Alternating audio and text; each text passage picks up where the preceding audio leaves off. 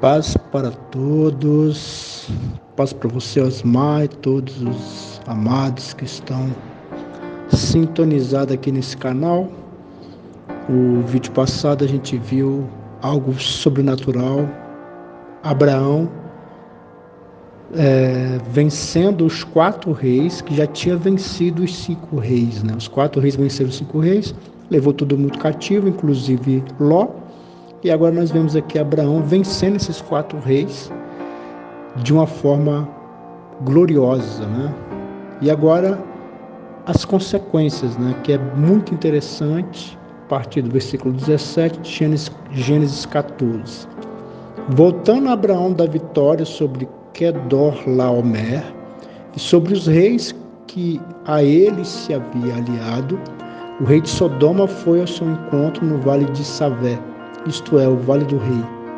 Então Melquisedeque, rei de Salém, e sacerdote do Deus Altíssimo, trouxe pão e vinho e abençoou Abraão, dizendo: Bendito seja Abraão pelo Deus Altíssimo, Criador dos céus e da terra, e bendito seja o Deus Altíssimo que entregou seus inimigos às suas mãos. Então, primeira coisa aqui é que, depois que ele tem essa grande vitória, qual que era a consequência lógica aqui? A consequência lógica aqui é Abraão agora ser o grande rei. Então, os 4 reis que eram escravos dos 5 reis, foi lá e venceu, né? Os 4 reis venceu os 5 reis. E levou tudo, levou cativo as pessoas, levou os espólios de guerra, levou tudo. E agora Abraão vai lá e vence os 4 reis. Então, qual que é a lógica aqui? Abraão agora se torna o rei supremo, né? Rei supremo de todos. Todos agora têm que obedecer a Abraão. Mas não é isso que vai acontecer. Então, a primeira informação aqui é que esses 5 reis, que agora já não é mais 5, né? Porque 3, tudo indica que morre, porque eles não aparecem mais aqui na história. Então, 5 reis morrem aqui, 3 reis morrem, só sobra 2, que é o rei de Sodoma e Gomorra e Melquisedeque, rei de Salém. Que até então esse personagem aqui não tinha sido mencionado e agora que é mencionado. Então a palavra Salém quer dizer paz. E é daqui que vai vir a palavra Jerusalém, a palavra Jerusalém significa lugar de paz. Então é daqui que vai vir. E temos essa pessoa chamada Melquisedeque, e aqui tem uma informação aqui extraordinária. Então, só para vocês entenderem, Abraão ele faz parte da linhagem santa. Né? Então estava lá o povo de Sete e de repente passa-se um tempo, as pessoas se esquecem de Deus, e Abraão, apesar de ser da linhagem de Sete, Abraão também nunca ouviu falar desse Deus, ninguém, né? Deus tinha sido esquecido. E aí de repente o que acontece? Deus se revela a Abraão, né? De uma forma sobrenatural. Ninguém sabia de Deus, ninguém falava de Deus, e aqui Deus pega e se revela a Abraão, e Abraão aceita o chamado e entende que ele faz parte dessa linhagem aqui, a linhagem que vai dar origem a Jesus, a semente santa. Mas agora o texto aqui mostra um homem chamado Melquisedeque, que fazia parte do povo cananeu, o povo que não fazia parte da aliança, o povo que na verdade pertence à geração de Caim. E esse Melquisedeque também foi visitado por Deus, só que ele não tem a linhagem santa, ele aqui não faz parte da linhagem santa. Ele é um cananeu e ele foi chamado por Deus, e a palavra que apresenta esse Melquisedeque como um sacerdote, que é a primeira vez que vai aparecer a palavra sacerdote aqui. Sacerdote. Por que essa palavra sacerdote? Porque ele cultuava Deus. Ele, com certeza, no meio dos cananeus, que adorava-se vários deuses, ele se levantava e adorava Deus e prestava culto a Deus.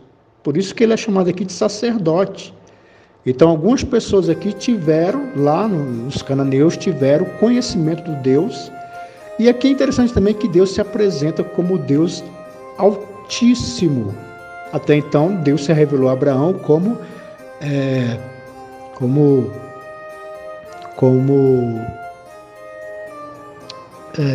fugiu a palavra.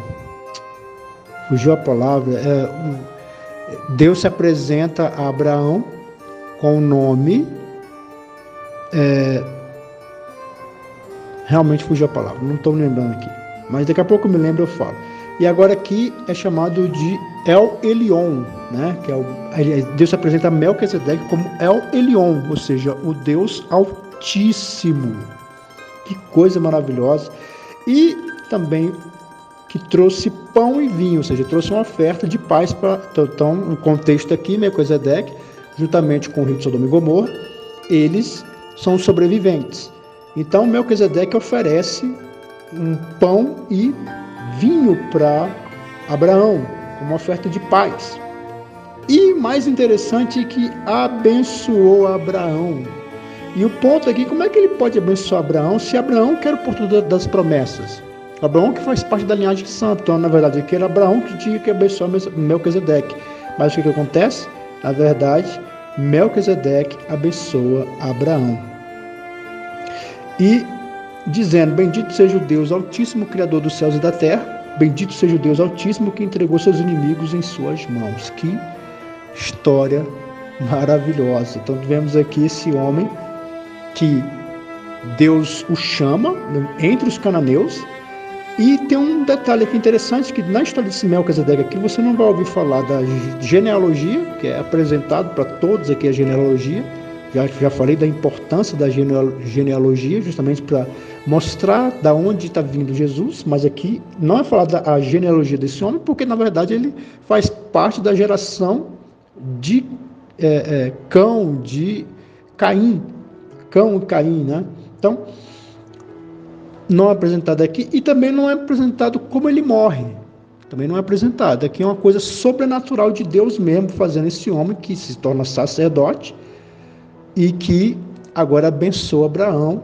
No Salmo 110, vamos ler aqui, só para você ver aqui uma coisa interessante que fala aqui, que é o único momento no Velho Testamento que vai voltar a falar de Melquisedeque. Salmo 110 diz assim: o Senhor disse ao meu Senhor, senta-te à minha direita até que faça dos teus inimigos um estrado para os teus pés.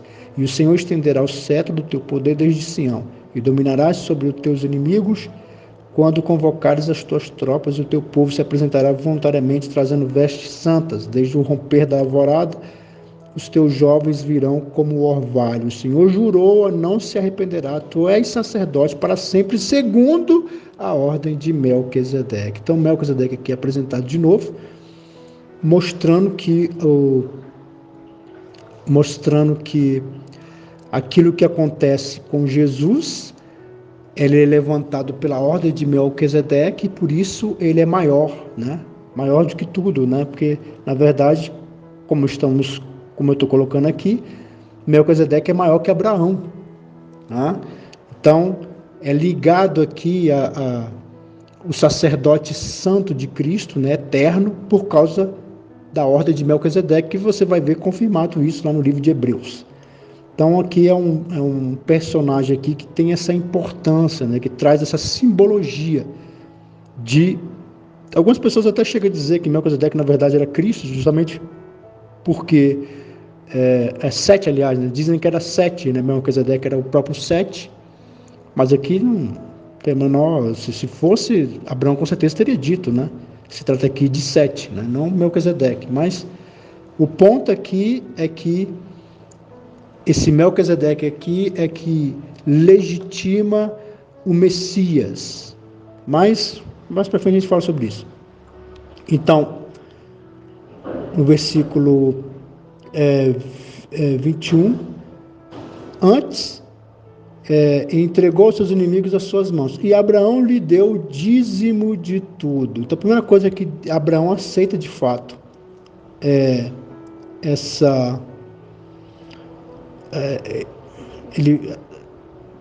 no versículo 21, o rei de Sodoma disse a Abraão, dai-me as pessoas e pode ficar com os bens. Mas Abraão respondeu ao rei de Sodoma, de mãos levantadas ao Senhor, o Deus Altíssimo, Criador dos céus e da terra, juro que não aceitarei nada do que pertence a você, nem mesmo um cordão, uma correia de sandália, para que você jamais venha dizer, eu enriqueci Abraão. Então, primeiro aqui, quando Abraão vai falar aqui, ele fala do Deus Altíssimo, ou seja, então, Deus se apresenta para Abraão com outro nome, E Abraão aqui, ele tanto aceita Melquisedeque como sendo maior do que ele, aceitando as bênçãos de Melquisedeque, que ele utiliza o nome que Deus se apresentou a Melquisedeque, que é o Deus Altíssimo, é o Elion. Então você vê aqui que de fato Abraão se prostra, se rende a Melquisedeque. E Abraão lhe deu o dízimo de tudo. Bem, dízimo, ele vem antes aqui da lei, né? A lei vai ser dada por Moisés, mas aqui Abraão já dá o dízimo, que já era um costume da época, né? Já tinha esse costume na época de dar dízimo aos deuses, né? Então aqui Abraão ele faz isso, ele dá o dízimo, e o dízimo, ele mais lá para frente, na lei de Moisés, ele vai ser colocado na lei, e dentro da lei ele vai ser obrigatório. O dízimo na lei é obrigatório, então o dízimo no Velho Testamento é obrigatório. Na verdade se dava 4 dízimos, né? Era o dízimo, que era entregado ao sacerdote, entregado aos levitas, aí tinha o dízimo dos dízimos, que era os levitas que entregavam o dízimo ao sacerdote. Havia o dízimo anual, que era para as festas, e havia o dízimo de 3 em 3 anos, que era para os órfãos e para as viúvas. Então havia 4 dízimos no Velho Testamento, e era obrigatório. No Novo Testamento, o dízimo ele vai ser, na verdade, o dízimo vai ser voluntário, não é obrigatório. Então, o que eu quero colocar aqui, peraí, deixa eu só achar aqui os textos que eu anotei, para ficar mais claro aqui a respeito do dízimo. Então, o dízimo, ele, no Novo Testamento, ele vai ser voluntário, ele vai ser proporcional, ele vai ser regular, e ele vai ser dado com generosidade, alegremente e praticado pela fé. Para não ficar muito longo aqui esse vídeo, eu vou colocar aqui alguns textos aqui que no Novo Testamento, né, que vai mostrar, por exemplo, os apóstolos sendo sustentados pelos dízimos, né? Porque essa aqui que eu acho que é a parte mais importante, né? Quando as pessoas vão falar mal do dízimo, vai associar que não deveria servir de sustento a pastor. Mas aí você vai ver lá, por exemplo, no livro de Mateus, capítulo 10, versículo 9, falando que o trabalhador é digno do seu trabalho, né? E deixa claro que os discípulos, né, de Cristo dependeria da caridade das pessoas.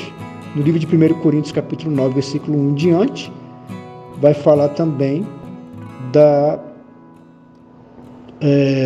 dos apóstolos vivendo das contribuições dos fiéis.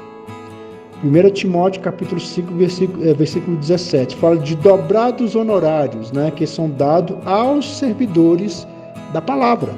Está lá, 1 Timóteo capítulo 5, versículo 17, você vai ler, você vai ver isso aí.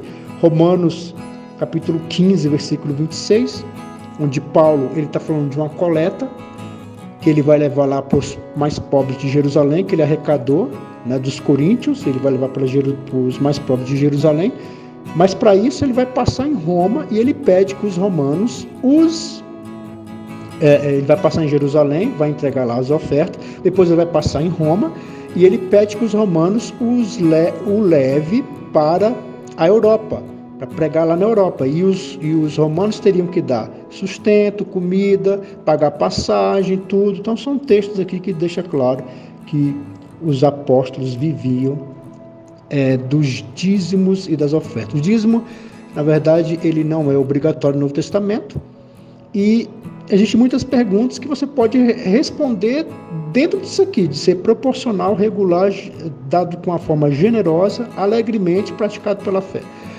Eu tenho que dar o dízimo do bruto ou do líquido? Ora, se ele não é obrigatório, então logo fica a seu critério. Dar generosamente, alegremente e com fé, praticado pela fé. Então faz da forma que Deus tocar no teu coração. Eu vendi uma herdade, vendi um terreno, eu tenho que dar o dízimo? Aí é só entender aqui. é dado generosamente, proporcional, regular, alegremente, praticado pela fé. Então, quer dizer, você vai dar segundo tocou no teu coração. Então, não existe obrigatoriedade aqui. O que existe aqui é um ato de fé generosamente, dado com alegria. Claro que essa alegria aqui não vai ser dada toda vez que você for tirar o dízimo, né? Mas é algo que é feito pela fé. É algo que você faz com alegria no coração, de ser grato a Deus por tudo aquilo que Ele te deu. Então, voltando aqui para o texto. Então, aqui Abraão deu o dízimo de tudo. E o rei de Sodoma, ele vendo tudo isso aqui, né, vendo que Abraão, ele não reivindicou o reinado, né? Você vê aqui que claramente Abraão não reivindica o reinado. Ele podia, como eu falei desde o começo aqui, ele podia. Não venceu tudo, agora ele podia assumir. Por que ele não faz isso? Porque ele espera o tempo de Deus.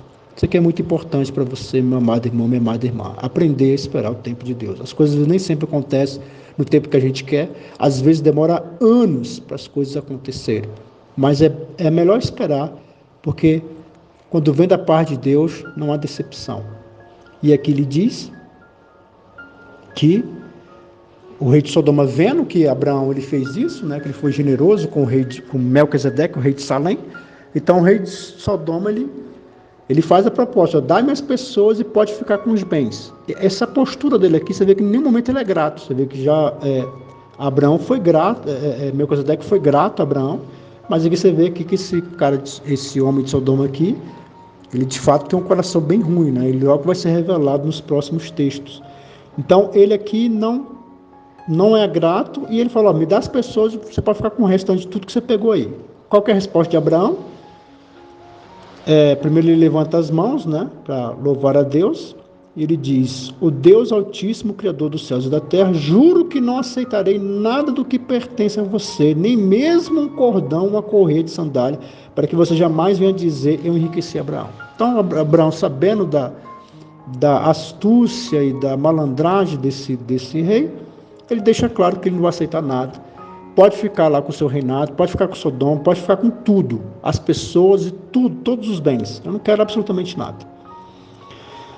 E aí, prosseguindo no versículo 24: nada aceitarei a não ser o que aos meus servos comeram da porção pertencente a Aner, Escol e Manré, os quais me acompanharam, que eles recebam a sua porção. Então, claro que quando Abraão ele vai para a guerra, ele vai com os 318, e também ele faz certas alianças. Ele cita aqui 3 pessoas que fez aliança, que também o ajudou aí para essa guerra. E na recuperação, ou seja, quando ele traz tudo de volta, é lógico que eles têm fome, eles vão comer, eles vão matar o boi, eles vão...